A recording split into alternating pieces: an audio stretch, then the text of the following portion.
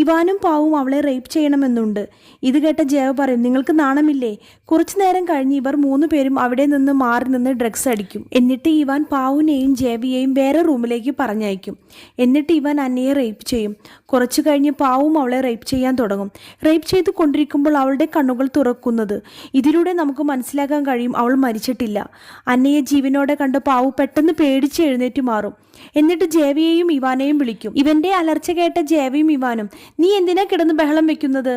Pau പറയും, ഡാ അന്ന മരിച്ചിട്ടില്ലെന്ന്. ഇതറിഞ്ഞ ജേവ പെട്ടെന്ന് തന്നെ അവളുടെ ശരീരത്തിൽ തുണിയിട്ട് കൊടുക്കും. പാവു ഇവാനും പറയും, എന്തായാലും ഇവളെ റേപ്പ് ചെയ്ത സ്ഥിതിക്ക് ഇനി പുറത്തു വിടാൻ പറ്റില്ല. ഇവൾ പുറത്തു പോയാൽ നമ്മൾക്ക് അപകടമാണ്. അങ്ങനെ അവർ 2 പേരും കൂടി അവളെ കൊല്ലാൻ പദ്ധതിയിടും.